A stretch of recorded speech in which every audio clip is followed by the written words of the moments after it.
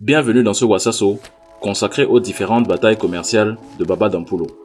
Je vais remonter dans le temps et explorer les causes, les actions et les conséquences des batailles qui ont braqué les projecteurs sur ce milliardaire très discret. De Nextel à Best Invest, en épluchant tous les détails de ces bras de fer, avec le Vietnam, le Cameroun et l'Afrique du Sud.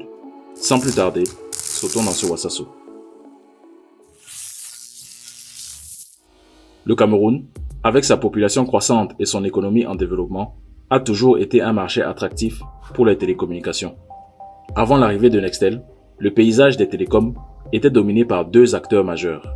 C'est dans ce contexte que Vitel Global, une entreprise vietnamienne spécialisée dans les télécommunications, a cherché à pénétrer le marché camerounais. L'entreprise a choisi de s'associer avec un partenaire local comme requis par la législation camerounaise.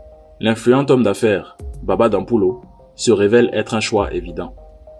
Cette alliance stratégique combine l'expertise technique et l'expérience de Vitel à la connaissance du marché local et le réseau d'influence de Dampulo. Ensemble, ils forment une joint venture pour lancer Nextel, le nom commercial de Vitel Cameroun.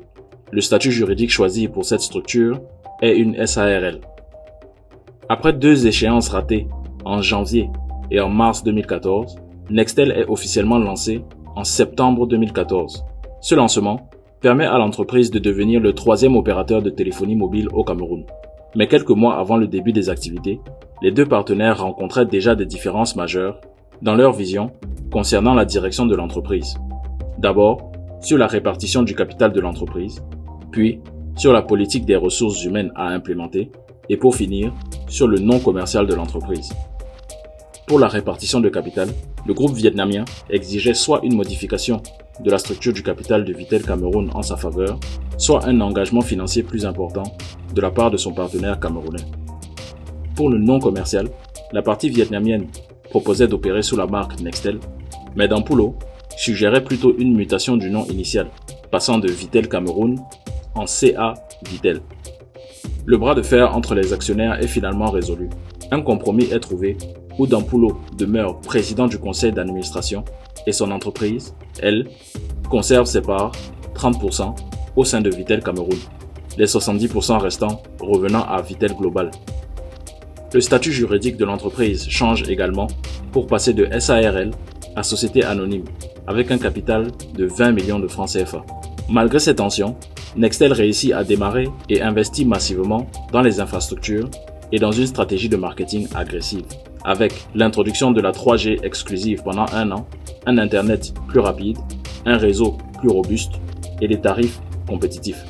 Grâce à ces investissements, Nextel augmente rapidement sa part de marché au Cameroun dès son lancement. Mais seulement un mois après le lancement des opérations, les tensions reprennent de plus belle. Le premier ministre du Cameroun de l'époque, Philémon Yang, est forcé d'intervenir et de jouer l'arbitre du conflit. Cette fois, le conflit porte sur la gestion du patron vietnamien de l'entreprise. Elle est décriée par ses directeurs adjoints camerounais pour l'absence de double signature, aucun transfert de connaissances et une tentative de remplacement des cadres camerounais par des cadres vietnamiens. La relation entre les actionnaires vietnamiens et les cadres de l'entreprise camerounais continue de se dégrader pendant plusieurs années sans grosses conséquences, jusqu'à ce que Dampulo ne déclare la guerre ouverte à son partenaire vietnamien en prenant des décisions clés pour l'entreprise malgré son statut d'actionnaire minoritaire. Dans un effort pour rivaliser avec MTN et Orange, Dampulo signe un accord entre Nextel et l'entreprise israélienne Gilat Telecom. Cette dernière est là pour appuyer le troisième opérateur mobile du Cameroun dans le déploiement de la 4G. Lors de la cérémonie de signature pour cet accord, le directeur général de Nextel et représentant officiel de l'actionnaire vietnamien est absent. Tout de même, il s'oppose fermement à cette signature en annulant le contrat entre les deux entreprises avec une lettre adressée au directeur de Gilat Telecom. Dampulo décide alors de remplacer le directeur général de Nextel et de nommer son homme de confiance comme le directeur général de Nextel, un poste exclusivement dévolu à Vitel Global selon leur entente initiale. Ce dernier signe alors une note interne qui oblige le transfert des recettes de l'opérateur dans les comptes de Bestcam, l'entreprise de Dampulo. Scandalisé par cette manœuvre, Vitel accuse Dampulo de faire main basse sur plus de 210 milliards de francs CFA investis par les Vietnamiens dans cette coentreprise. Ils interpellent fortement le gouvernement à intervenir et espèrent une résolution rapide grâce au nouveau Premier ministre, Joseph Ndiong-Gouté, toujours érigé en arbitre entre les deux parties. Dans un dernier assaut pour le contrôle total de Nextel, Dampulo a demandé la saisie des actions détenues par son partenaire vietnamien. Il a également adressé à Vitel, la maison mère de Vitel Cameroun, un commandement à payer la somme de 141 millions d'euros, en estimant que ce montant reflète sa contribution à la création et au lancement de l'opérateur. Cette estimation repose sur un rapport commandé à KPMG qui évalue son apport à une somme comprise entre 100 millions et 141 millions d'euros. Ensuite, Dampulo a réussi à obtenir de la justice locale la possibilité de co-signer des documents au nom de l'entreprise. Toutes ces manœuvres de Dampulo semblent indiquer qu'il est attendu la fin des investissements lourds de son partenaire vietnamien pour essayer de prendre le contrôle sans passer par les méthodes conventionnelles. Mais l'homme d'affaires se défend en maintenant qu'il ne veut pas que Nextel parte. Il attribue le tout à de simples négociations et désagréments entre actionnaires. Tout au long de ce conflit, qui continue en arrière-plan, Dampulo a démontré la taille de son influence et le poids de son réseau, en manœuvrant sans conséquences apparentes et en remettant en question toutes les démarches officielles du gouvernement, que ce soit local ou international. À ce jour, Nextel reste opérationnel et rien n'a changé pour l'instant dans la structure de l'entreprise, malgré l'intensité des conflits internes. Dans le Wasaso précédent, nous avons établi que Dampulo a fait des investissements immobiliers significatifs en Afrique du Sud au fil des années. Il y a installé le siège de ses activités sud-africaines, où il possède des entrepôts, des appartements, des bureaux commerciaux, une compagnie aérienne régionale et plusieurs gratte-ciel et centres commerciaux. Parmi tous ces investissements, il est particulièrement fier de la Marble Tower, et pour cause, elle est située à Johannesburg et a été construite en 1973. C'est un véritable joyau architectural. Avec ses 152 mètres de hauteur et ses 32 étages, elle est la troisième tour la plus haute d'Afrique du Sud et se classe sixième à l'échelle du continent africain. La Marble Tower est un symbole de la skyline de Johannesburg.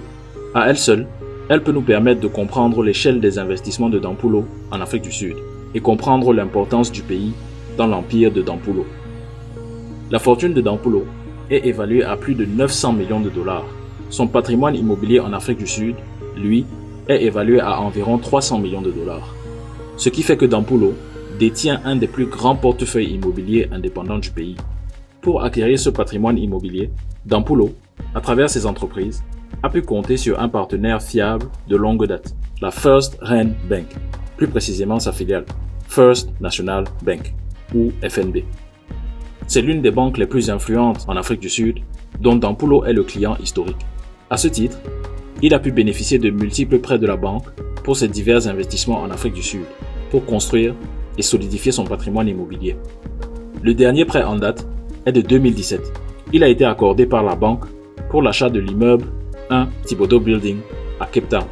Le prêt est d'une valeur d'un peu plus de 33 millions de dollars avec une période de remboursement étalée sur 10 ans. Seulement, en 2018, la banque exprime des inquiétudes sur la gouvernance des entreprises de Dampulo en Afrique du Sud. Elle signale à Dampulo que le manque de transparence récurrent peut remettre en cause les accords de prêt signés.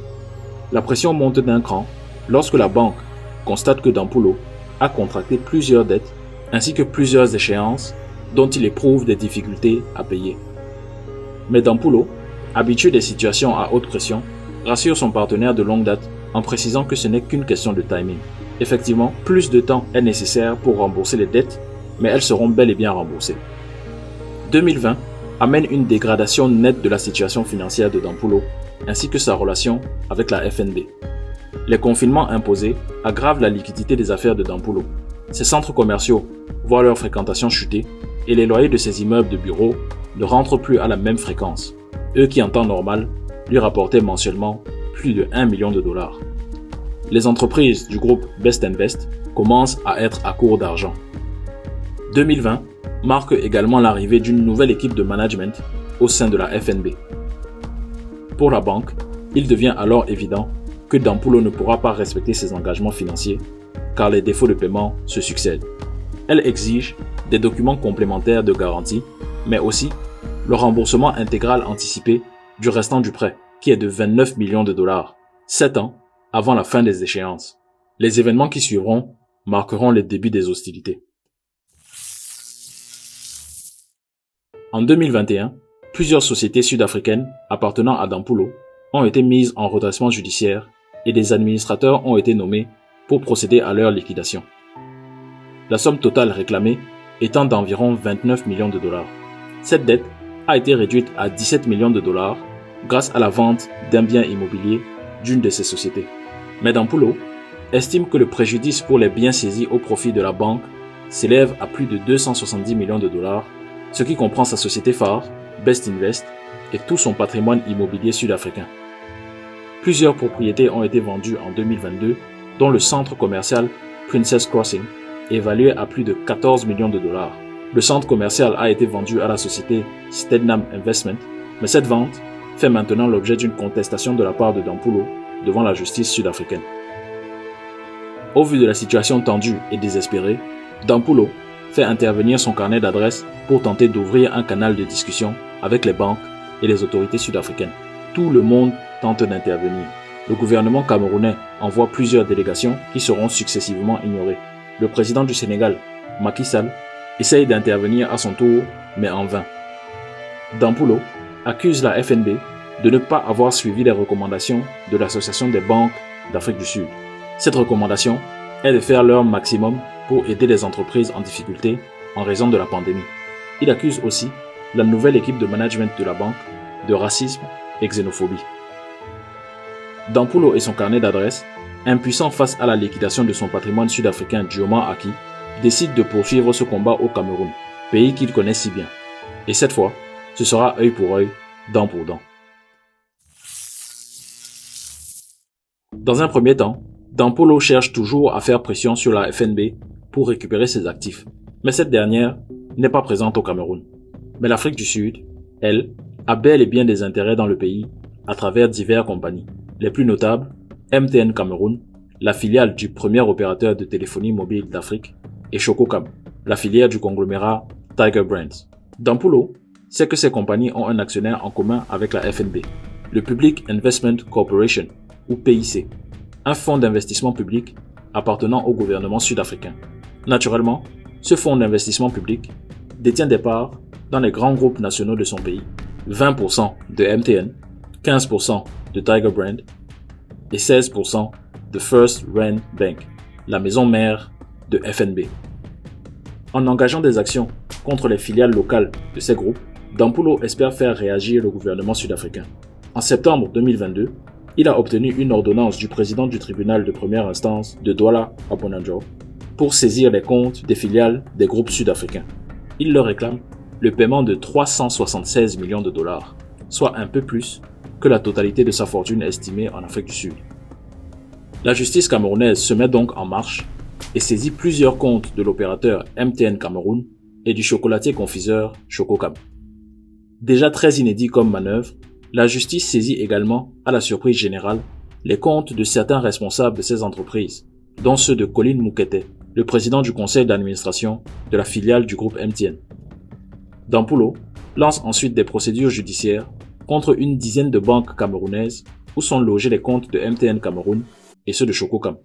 Pour cause, elles n'ont pas appliqué totalement les décisions judiciaires, ordonnant la saisie et le reversement des avoirs des entités. Cette guerre commerciale a créé de vives tensions diplomatiques entre le Cameroun et l'Afrique du Sud, avec des tentatives de médiation et des discussions multiples au plus haut niveau. La ministre des Affaires étrangères d'Afrique du Sud a abordé ce sujet lors de son entretien à Yaoundé avec le Premier ministre du Cameroun. Les conséquences dévastatrices pour MTN et Chococam ne se sont pas fait attendre. Pour MTN, la situation est devenue particulièrement préoccupante. Le groupe sud-africain et ses conseils ont qualifié la décision de justice obtenue par Dampulo de tentative d'escroquerie. Dans un mémo adressé au ministre de la Justice et à la présidence, MTN Cameroun a anticipé les conséquences d'un statu quo.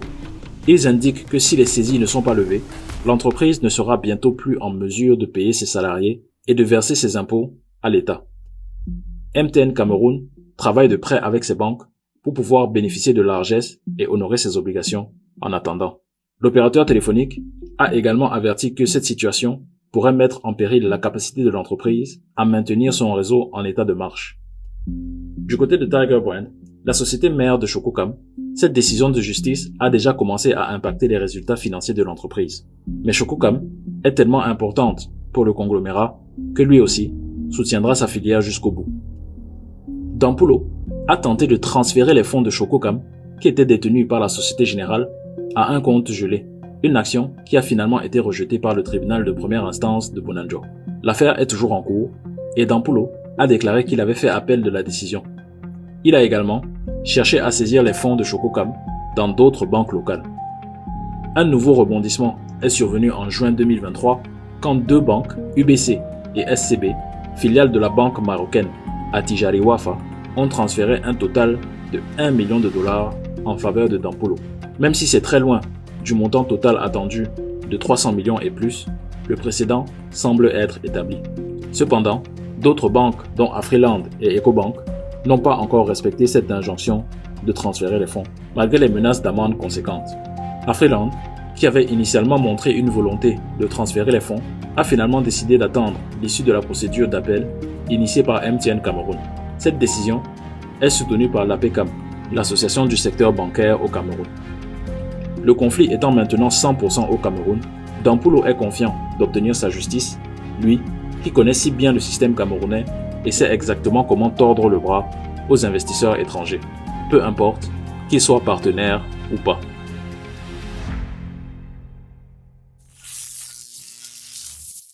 Les répercussions de cette guerre commerciale que mène Dampulo pour soit prendre le contrôle d'une entreprise à grand potentiel, soit se faire justice lui-même pour des déboires subis à l'étranger, sont multiples.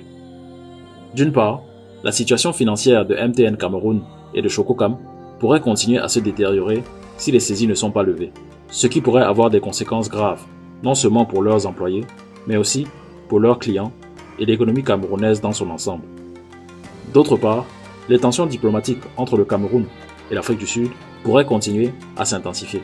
Dampulo n'étant pas le seul investisseur camerounais en Afrique du Sud. Si un de ses pairs sud-africains décidait de le suivre dans ce genre de guerre commerciale, ça endommagerait des décennies de relations construites entre ces deux pays. Enfin, l'affaire pourrait avoir des implications juridiques à long terme. Les représentants de MTN ont engagé une série de requêtes pour récuser les magistrats du tribunal de première instance de Douala Bonanjo, qui à leurs yeux ont clairement pris le parti pour Dampulo. Ils ont demandé à ce que les différentes affaires soient maintenant traitées par une autre juridiction pour cause de suspicion légitime.